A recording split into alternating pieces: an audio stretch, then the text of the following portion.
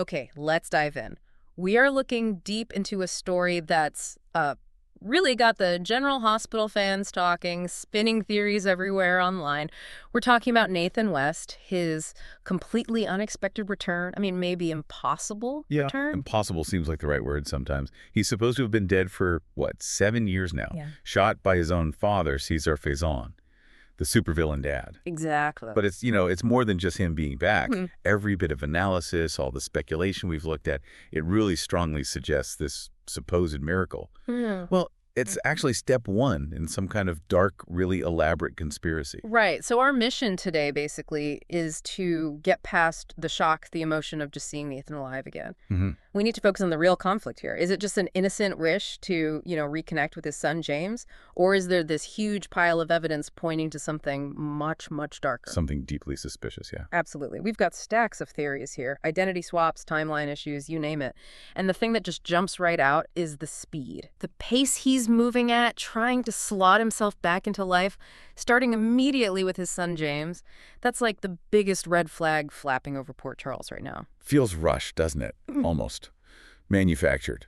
Like, not the kind of slow, confused recovery you'd actually expect after 7 years missing. No, not at all. It feels tactical. Yeah. Purposeful. Yeah.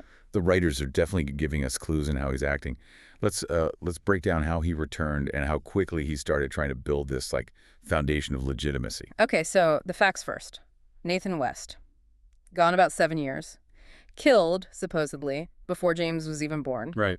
Then he just appears and claims total amnesia, says he remembers nothing since the shooting. That's 7 years, just blank. Poof. Gone. And this amnesia, whether it's real or fake, it's actually the perfect cover story for a villain, isn't it? How so? Well, it means he doesn't have to explain those 7 years. It's a convenient blank slate. But look at what he did immediately when he showed up. He didn't, check himself into GH for evaluation or start intense therapy. No, he started this strategic push for legitimacy. First stop, Anna Devane, who just became police commissioner. Okay. And he wasn't just there for a family chat. Yeah, he congratulated her, sure, but the main point was asking for his old job back, detective at the PCPD. Wow, straight back into the deep end. That's a big move. Why is that job so important, do you think? If the goal is James. It's incredibly strategic. It hits so many legal points all at once. Think about custody cases. Okay. Courts look for financial stability, right? Yeah. A place to live, good moral character. Being a detective for the PCPD, that ticks every single box. Big time. So he's instantly painting himself as this responsible, employed, law-abiding citizen. Exactly. And in family court, that image can easily outweigh the claims of someone like Spinelli, the lovable computer hacker. It just sounds more stable on paper. And he even framed it as being a good dad, didn't he? Told Anna the reason he needed the job back was to support his son, James, financially. Yep. Sounds noble, right? Yeah. But you look at it like a villain's move. It's just really good cover. Excellent PR for the custody battle he's clearly planning. Precisely. It cleans up the motive. Now, what about the kid himself? James. We know Nathan and James just met for the first time. Yeah, before this, James only knew his dad from pictures and stories. That's what the sources say. And apparently that first meeting, James was super excited to finally meet his dad, which is understandable, of course. Oh, totally. For a kid, that's huge. It lays down this powerful emotional connection right away. It's also potentially very effective emotional manipulation. Yeah. Think about it. James has spent 7 years hearing these idealized stories about his hero father. Right. So Nathan walks in, and boom, he's instantly a hero in James's eyes. Doesn't matter who he really is under the surface. And at first, Nathan seemed to play it cool, right? He told Spinelli he'd let him take the lead with James, for consistency, especially while Maxie's incapacitated. He did, which sounded reasonable, considerate even. A good faith gesture. But if this whole thing is a conspiracy, that politeness is just temporary, isn't it? A tactic. Oh, completely calculated. That move buys him breathing room. It stops the family from freaking out immediately, makes him look cooperative. But the analysis we've seen, it's unanimous. That deference won't last long. It's going to be short-lived. Why so sure it'll turn aggressive? Why wouldn't he just be happy sharing, co-parenting? Because look at the setup. If someone went to the trouble of faking his death, arranging Maxie's coma, planting this guy back in town, Right. the goal isn't going to be weekend visits. Right. That seems unlikely. The prediction is pretty stark. Nathan is expected to demand James move in with him, and soon. The whole plan likely requires him to get the kid quickly. Secure the assets, so to speak, for whatever Faison or Peter really wants. So if he waits too long... Maxie might wake up. Yeah. Spinelli might dig up dirt. They have a window, and they need to act fast. Okay, that makes a frightening amount of sense. He's racing for legitimacy with the job and racing for custody using the biological parent angle. It's simultaneous. And it sets up this awful conflict where Spinelli has all the emotional history, the day-to-day care. But Nathan holds all the legal cards. Wow. That legal advantage is exactly why the next few weeks could be really, really dangerous for James. In the short term, Nathan's position is, well, it's almost impossible to beat lethally. How so? If you just look at the cold, hard legal facts, Nathan is the only biological parent that James has around who is, conscious and available. Maxie's coma completely removes her from the equation for now. And family law tends to lean towards biology, right? No matter how amazing Spinelli's been as a father figure. Exactly. No matter how long Spinelli's raised James or how much everyone knows he's been the stable force, that biological connection gives Nathan a huge, often decisive edge, assuming he can show he's a fit parent. Which the detective job helps establish. Right. Unless Spinelli or someone can prove, immediately, that Nathan is actively dangerous, and it's a really high bar, legally, a court usually favors the biological dad wanting to reunite with his kid, especially a dad who seems stable, employed, and has an explanation, even if it's amnesia, for being gone. So let's look at the opposition. Spinelli. He's been described as a wonderful father figure, especially being so close to Maxie and the kids constantly these last few years. He's James's stability. Spinelli is the de facto parent, right? The one who's actually there day in, day out. He's fiercely protective. So when Nathan makes his move, pushes for James to move in, Spinelli is going to see it as a direct assault on his family. And the analysis suggests Spinelli, who normally hates all things formal and legal, he will likely dislike Nathan's moves intensely and probably need to get legally represented. He's going to have to lawyer up fast. He'll have to morph from, quirky tech guy into a courtroom fighter basically overnight. And he won't be fighting alone, surely. Oh, no. The family support network is strong. You've got Felicia Scorpio, the grandma, Lulu Spencer. They'll definitely rally around Spinelli and James. What's their strongest argument going to be? Stability. Keeping things consistent for James. And the sibling connection. James has two half-sisters, Georgie Spinelli and Bailey Jones. Well, Felicia and Lulu will argue James needs to stay with them, with the family unit he knows. Separating siblings is usually a big factor courts consider. Okay, so you've got Spinelli, Felicia, Lulu, all arguing for keeping James where he is for stability.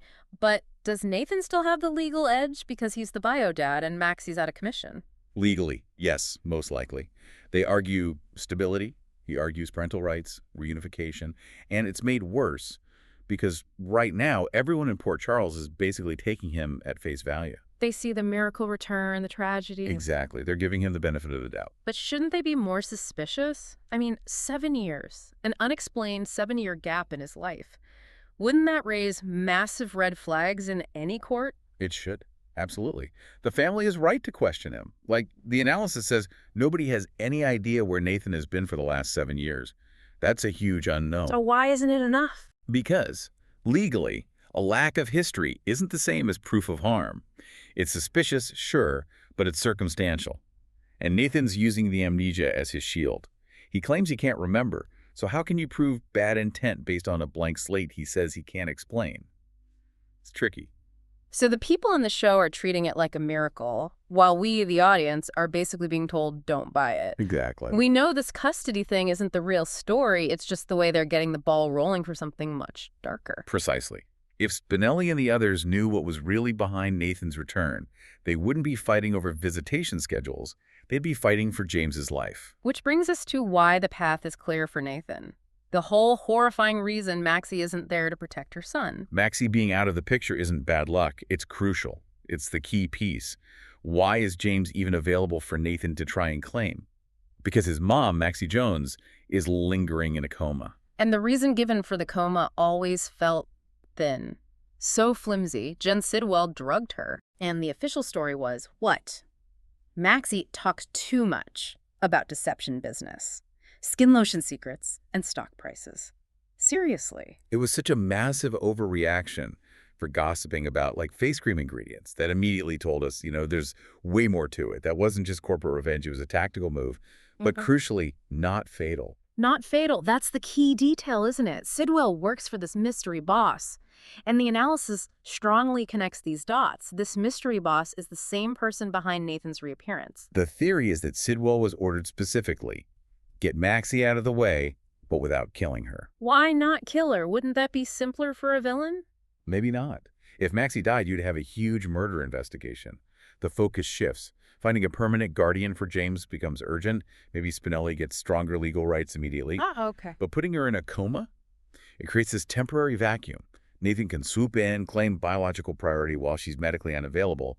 It clears his path to James without having to deal with an alert, fiercely protective mother. That's chillingly strategic. It makes Maxie's coma part of a kidnapping plot, essentially. Pretty much. And the red flags aren't just about the motive. They are all over the guy who looks like Nathan. Let's talk physical evidence, because this is where it gets really weird, visually. His appearance. This guy who supposedly was gone, maybe comatose, for 7 years.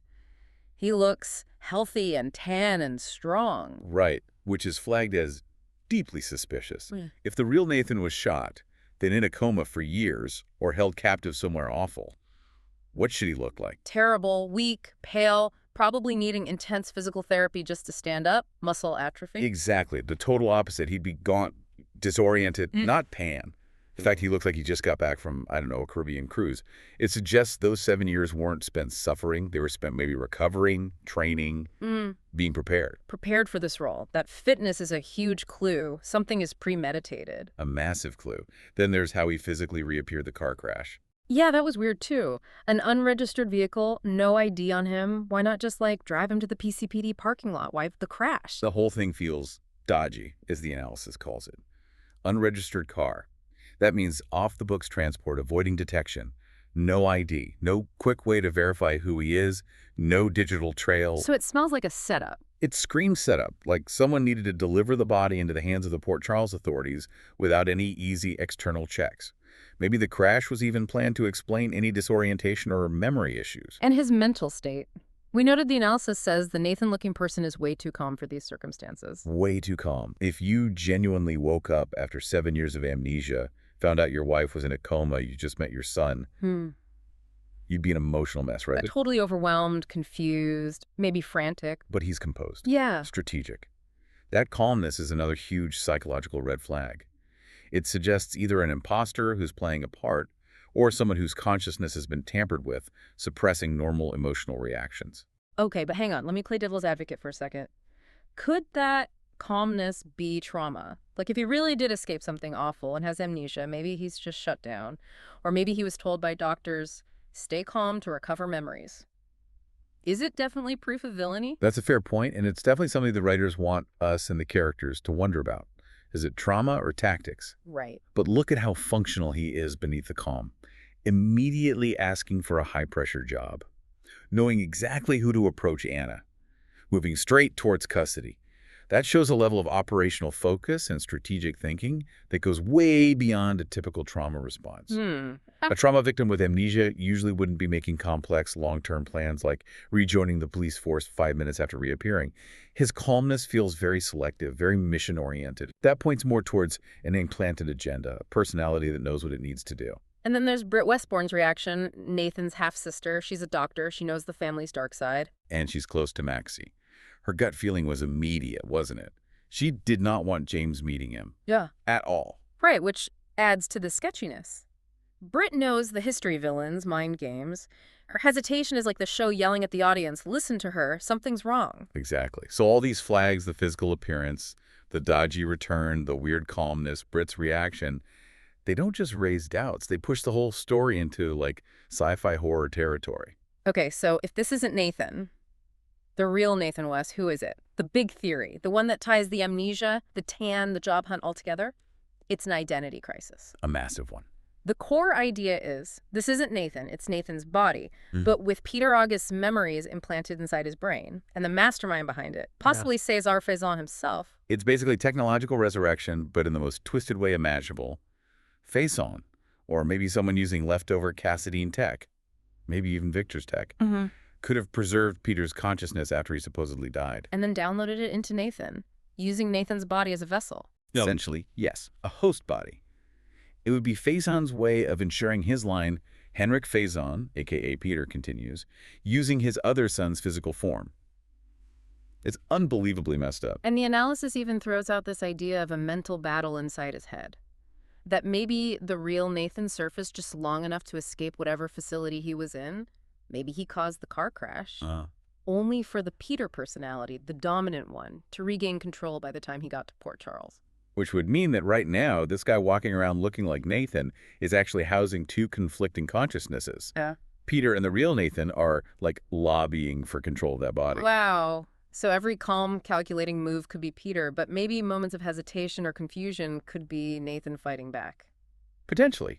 It adds another layer of complexity to watching him. Is he pure evil, or is there a victim trapped inside? Okay, we have to pause here, because anyone listening who isn't, like a longtime General Hospital viewer might be thinking, memory implants, body swaps, this is insane. Right, it sounds completely outlandish out of context. So we need to explain why this specific, frankly bonkers plot is actually, well, plausible within the established rules and history of this show. It's crucial context.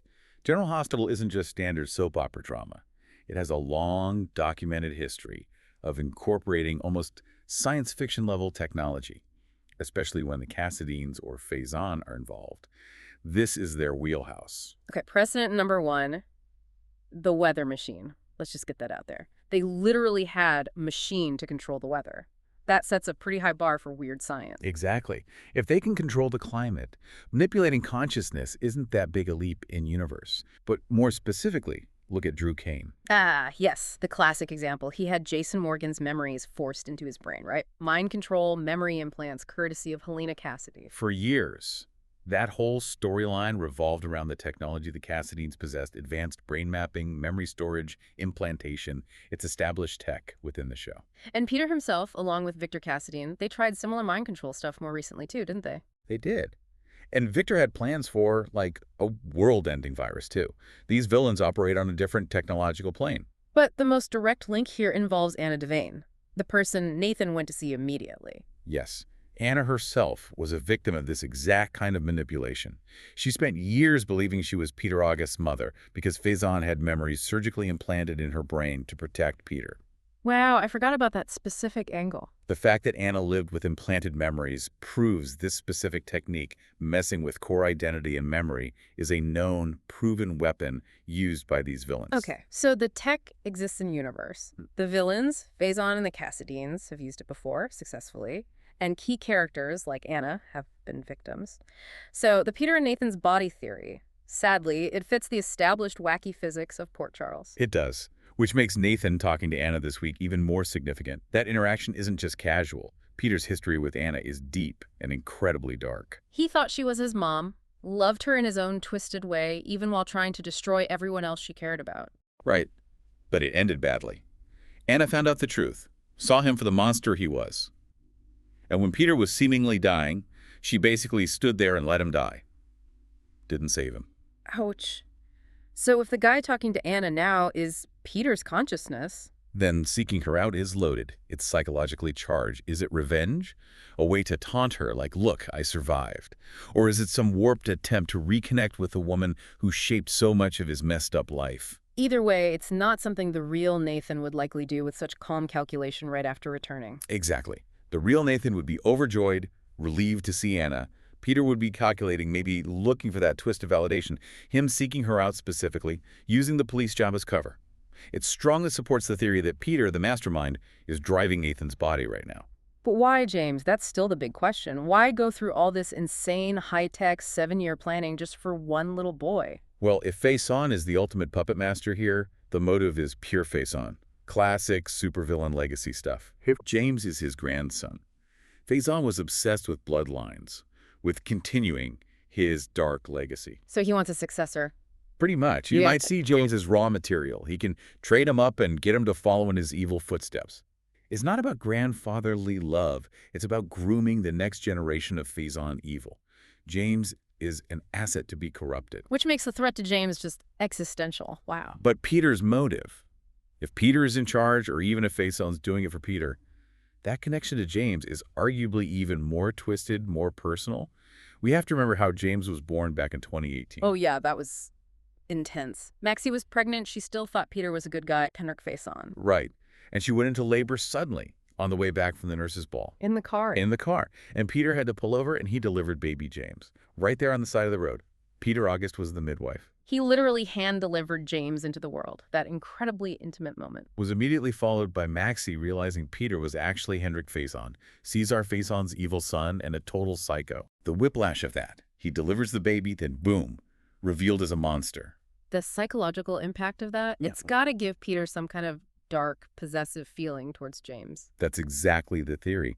Peter feels, in his completely twisted way, that James is as much his kid as it is Nathan's, because he was the one physically there bringing him into the world.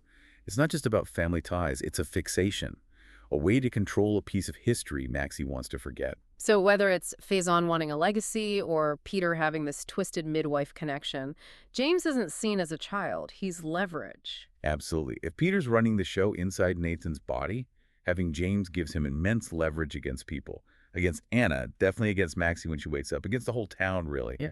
James becomes someone Peter can hold hostage, emotionally or even physically. Okay, the bottom line is just crystal clear then. James would not be safe with him, not even slightly. Undeniable.